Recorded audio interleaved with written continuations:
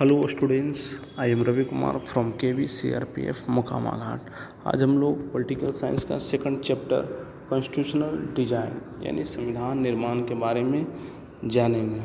ठीक है, इसमें हम सबसे पहले जानेंगे कॉन्स्टिट्यूशन के बारे में, जो कि बनते कैसे हैं, कॉन्स्टिट्यूशन का यूज क्या है, और यदि कॉन्स्टिट्यूशन बन भी जाए तो उसमें हम क्या चेंजिंग कर सकते हैं और कैसे कर सकते हैं।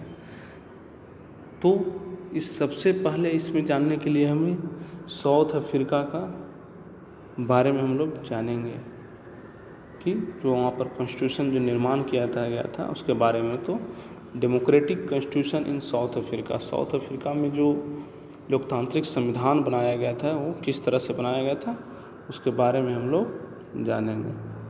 ठीक है, तो यहाँ पर एक चीज़ है कि नेल्सन मंडेला, साउथ अफ्रीका के ही नेल्सन मंडेला था, एक फ्रीडम फाइटर कहिए या हाँ फ्रीडम फाइटर ही था वहाँ के।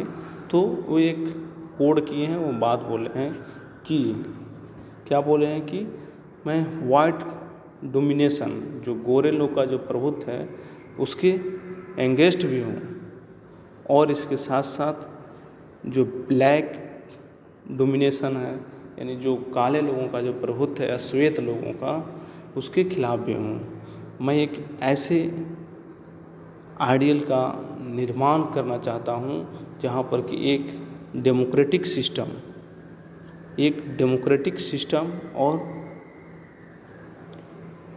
और वहाँ के जो सोसाइटी हो पूरी तरह से फ्री सोसाइटी का निर्माण करना चाहते थे। कौन? Nelson Mandela. और वहाँ पर सभी लोगों को एक साथ मिलजुल कर रहेंगे और शांति के साथ सभी को इक्वल अपॉर्चुनिटी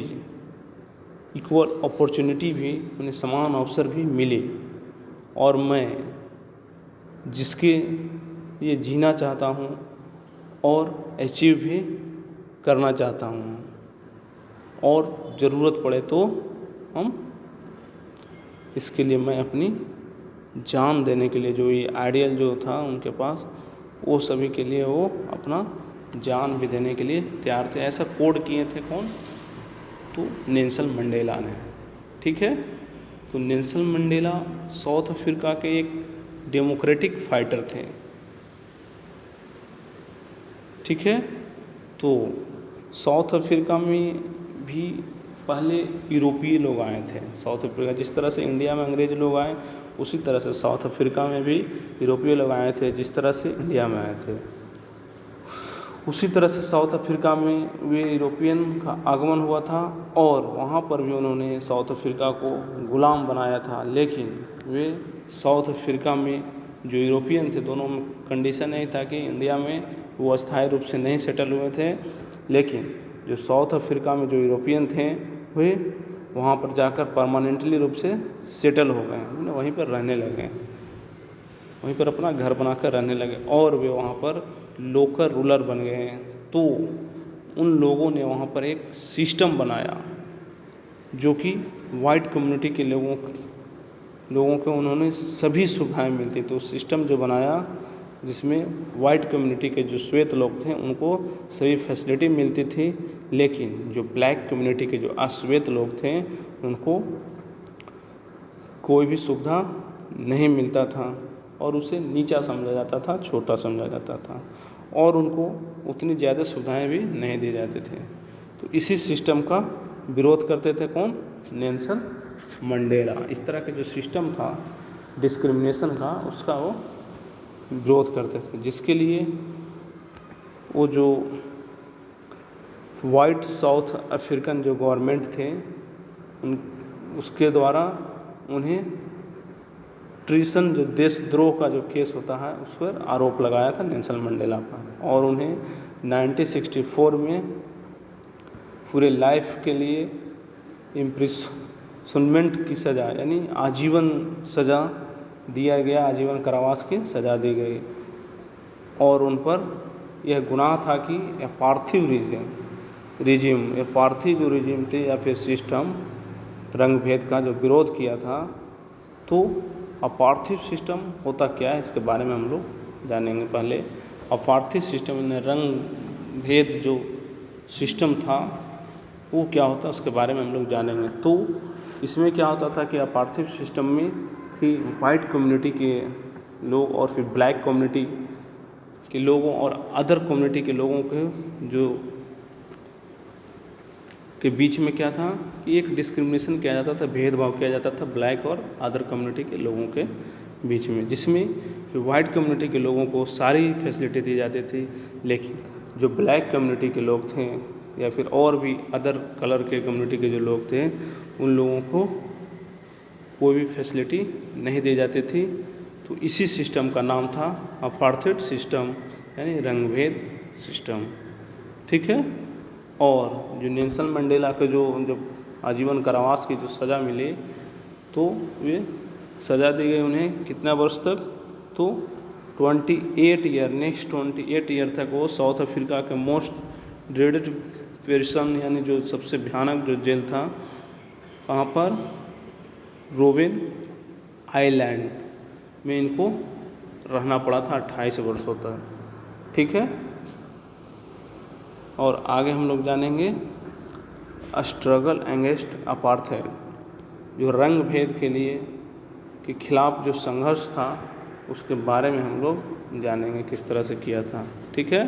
तो अपार्थिव जो वर्ड है, रंग भेद का जो शब्द है, वो एक तरीके का नाम था जो किसके लिए सिस्टम था, ये जो साउथ अफ्रीका के जो रेशियल डिस्क्रिमिनेशन, साउथ अफ्रीका के रेशियल डिस्क्रिमिनेशन का उसके लिए यूज किया जाता था ये अपार्थाइड का। ठीक है, वर्ड का यूज किया जाता था।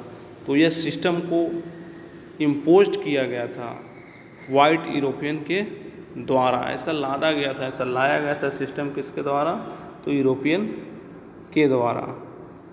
और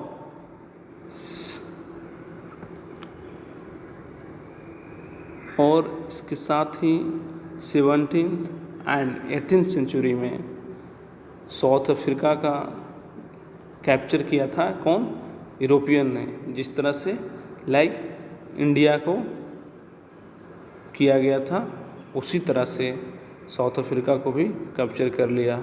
लेकिन दोनों देशों में डिफरेंट क्या था, पहले ही बताएं कि वाइट लोग थे जो साउथ अफ्रीकन के परमानेंट सेटल हो गए, लेकिन जो इंडिया में ऐसा नहीं हुआ था। ठीक है। और जो वाइट साउथ अफ्रीका के सेटल हुए थे वे वहाँ पर लोकल रूलर बन गए वहाँ पर। ठीक है, लोकल रूलर, वहीं पर जो सेटल हुए वहीं पर लोकल रूलर हो गए और इसके साथ साथ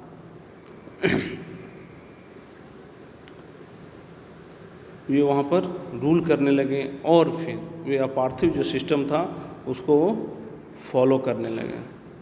तो अपार्थिव सिस्टम था वो लोगों में काफ़ी ज़्यादा तरीके से डिवाइड करता था किसमें, उनको स्किन के आधार पर, यानी रंग कलर के, स्किन कलर के आधार पर उसको डिवाइड करता था अलग अलग कैटेगरी में। और वहाँ का जो नेटिव थे, जो मूल निवासी जो होते हैं नेटिव पीपल्स, उनका कलर क्या था, ब्लैक था। साउथ अफ्रीका के लोगों के मूल निवासी जो थे उनका कलर ब्लैक था और वे 3/4 पॉपुलेशन थे वहाँ में, 3/4 भाग, तिहाई भाग, मतलब 75% आबादी जो थी ब्लैक कलर के लोगों के यानी अश्वेत के था। और जो ब्लैक के अलावा वहाँ पर और भी कलर के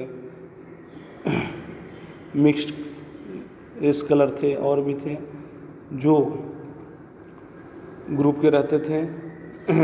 जैसे इंडिया के लोग वहाँ पर जाकर जो बसे उनका भी कलर था वाइट से अलग ही था, और भी दूसरे कलर के लोग वहाँ रहते थे। तो वाइट रूलर ने जितने भी नॉन वाइट लोग थे उन्हें इन्फीरियर यानी नीचा दिखाना, यानी कमज़ोर, कमतर दिखाना उन लोग के मानते थे। और उन्हें वोट देने का जो राइट है, वोटिंग राइट, वो भी नहीं था नॉन वाइट के यानी अश्वेत लोगों के। ठीक है। और अपार्थिव सिस्टम में बहुत ही ख़राब था, वो बहुत ही अच्छा नहीं था वो, जो कि ब्लैक के प्रति, जो ब्लैक कम्युनिटी के जो लोग थे उसके प्रति काफ़ी ज़्यादा हीटेड की भावना रखते थे बहुत ही, और उनको काफ़ी ज़्यादा दबाने की कोशिश की जाती थी बार बार, जो ब्लैक कम्युनिटी के जो लोग थे। और जो ब्लैक थे उन्हें वाइट एरिया में रहने के लिए भी उन लोग के रहने की परमिशन नहीं थी, ठीक है। और वे वाइट एरिया में तभी वर्क कर सकते थे जब उन्हें एक तरह से परमिट मिला हो। उनके पास जब तक परमिट नहीं होगा तब तक वो वाइट एरिया में कोई काम भी नहीं कर सकते हैं, ठीक है।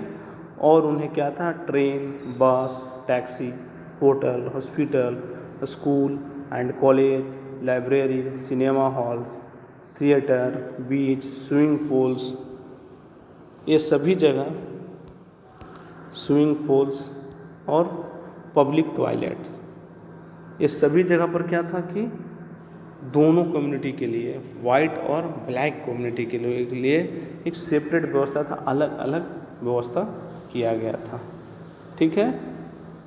जिसको क्या कहा जाता था, सेग्रेशन, कोल्ड सेग्रेशन, यानी पृथकीकरण या अलग अलग करने वाला इंतजाम कहिए, सेग्रेशन कहा जाता था, ठीक है। और जिस चर्च में जो वाइट लोग जाते थे उस चर्च में ब्लैक लोग को जाने की परमिशन नहीं था, वो लोग नहीं जा सकते थे, ठीक है।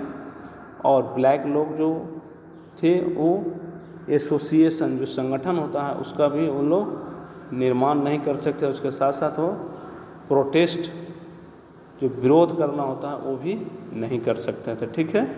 और इस तरह से वहाँ पर क्या एक विरोध की भावना हुआ, एक डिस्क्रिमिनेशन किया जा रहा है लोगों के साथ, भेदभाव किया जा रहा है ब्लैक कम्युनिटी के लोगों के साथ। तो फिर क्या हुआ कि 1950 के बाद, 1950 के बाद जो ब्लैक थे या फिर coloured and Indian fought against the apartheid system, जो और भी कलर के, जो ब्लैक के अलावा जो इंडियन कलर था और भी कलर के लोगों को, उन्हें अपार्थिव जो सिस्टम था रंग भेद का, उसका विरोध करना स्टार्ट कर दिया।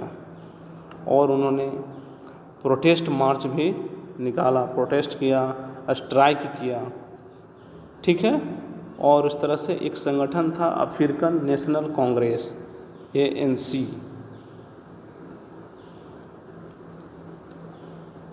और इसके साथ बहुत सारे वर्कर जो यूनियन थे वो भी जाके जुड़े, और भी डिफरेंट कम्युनिस्ट पार्टी जो था वहाँ के, वो भी इससे आके जुड़ा, किससे, तो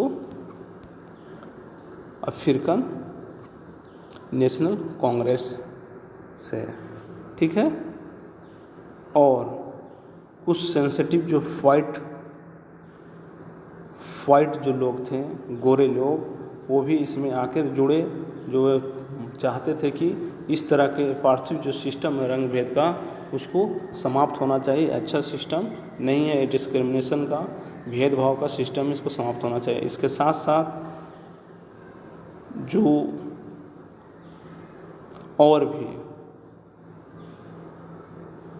अदर जो कंट्री हैं, वो भी कुछ कंट्री भी इस तरह के जो अपार्थिव जो सिस्टम था, डिस्क्रिमिनेशन जो किया जा रहा था लोगों का, उसका विरोध किया था और इसको समाप्त करने के लिए एक तरह से प्रोटेस्ट कर रहे थे, आवाज़ उठा रहे थे। लेकिन जो वहाँ के अफ्रीका में जो वाइट गवर्नमेंट था, वो इस तरह के गवर्नमेंट इसी तरह से वो चलाना चाहती थी, गोरों के साथ भेदभाव करते हुए। तो जिसके लिए क्या किया था कि वो thousands black and colour peoples को, माने हजारों अश्वेत लोगों को टॉर्चर करके या फिर उसको किलिंग, मार दिया था, और फिर उन्हें बहुत ज़्यादा प्रताड़ित करते थे। इस तरह से परेशान किया जाता था, ठीक है। आगे हम लोग जानेंगे टुवर्ड्स ए न्यू कॉन्स्टिट्यूशन। तो इस तरह से इतना प्रताड़ित होने के बाद किस तरह से साउथ अफ्रीका में नए संविधान बना उसके बारे में। ओके।